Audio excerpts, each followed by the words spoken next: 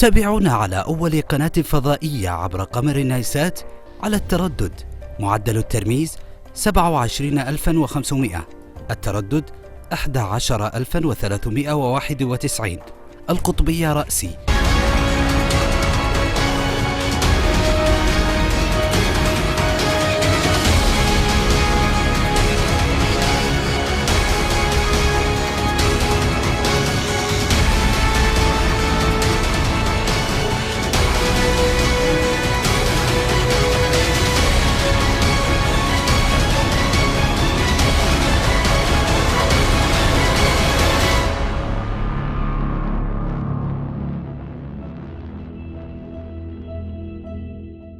ضاقت الأرض بما رحبت على ملال طهران ومعمميها بعد كشف حقيقتهم وضعفهم ووهنهم ومدى إجرامهم ودمويتهم.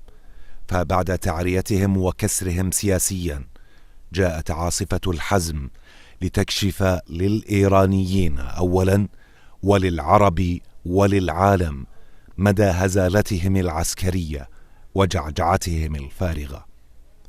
ولم يبقى لديهم سوى الصراخ والعويل والوعيد والتهديد للمملكة العربية السعودية. فها هو الخامنئي الدجال يهدد السعودية ويتطاول عليها.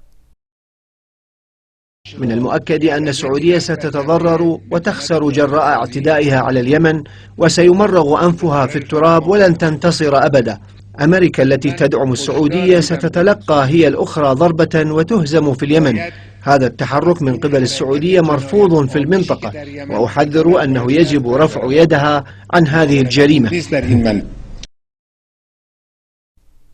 بل وحتى خطبة الجمعة وخطيبها البائس لم يعد لديه سوى السعودية وتهديدها.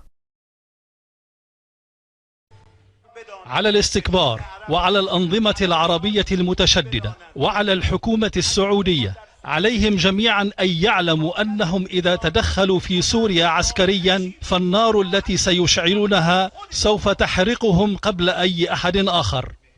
أحذر السعودية، عليهم أن يتوقفوا عن دعم المعارضين السوريين، وإلا فوالله إنها ستحترق بالنار التي أشعلتها. حتى بوقها اللبناني المهزوم حسن زميرة يدلي بدلوه بالتهديد وإرسال إشارات التهديد. هناك استنفار يمني هائل وتعبئة يمنية هائلة بنشوفها على شاشات التلفزة، لأنه عم بيحاولوا يمنعوا هذا الموضوع أنه يبين بالقبائل وبالمدن وبالمحافظات وبالناس.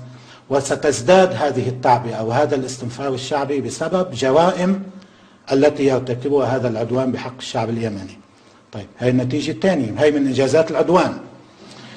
من إنجازات العدوان أنه لا، اليوم في مطالبة حتى الآن القيادة التي تدير المعركة في اليمن ما أخذت قرار لا تسكر باب المندب، وهي بتقدر تسكر وقت اللي بدها 20 كيلو متر، يعني قصة إغلاق باب المندب بإيدهم هذا، ولا وبتقدر تضرب أهداف عسكرية في داخل الأراضي السعودية بالصواريخ وهي تقدر على ذلك، وبتقدر أن تفوت أيضا إلى داخل الأراضي السعودية. ولكن القيادة اليمنية أهل البلد اللي هم عم بيديروا هاي المعركة لم يلجوا لأي خطوة من هذا النوع حتى الآن، لكن قد يلجوا لخطوات من هذا النوع في المستقبل. ثم جاء الدور ليحركوا عبدهم الصغير المستأجر المجرم السفاح البغدادي. شنوا حربهم المزعومة على الروافض في اليمن، وما هي بعاصفة حزم، وإنما هي بإذن الله رفسة قبل الموت من منازع في أنفاسه الأخيرة. ما يود آل سلول عبيد الصليبيين وحلفاء اليهود أن ينزل على المسلمين من خير من ربهم ما هي إلا عاصفة وهم، بعد أن لفحت نار الروافض عروشهم ووصل زحفهم إلى أهلنا في جزيرة العرب. وهذا ما يرعب آل سلول وحكام الجزيرة ويزلزل حصونهم، وهذا هو سر عاصفتهم المزعومة، والتي هي بإذن الله نهايتهم، ونهايتهم القريبة إن شاء الله. فما آل سلول ولا حكام الجزيرة بأهل حرب، ولا لهم عليها صبر. فبعد كل هذه الهزائم وكل هذه التهديدات التي تكال للمملكة العربية السعودية، بعد أن وقفت في وجه المد الصفوي الفارسي الذي بات يتفاخر بسيطرته على المدن العربية، وبعد هزيمتهم النكراء في اليمن، لم يبق لديهم سوى العويل. من المؤكد أن السعودية ستتضرر وتخسر جراء اعتدائها على اليمن، وسيمرر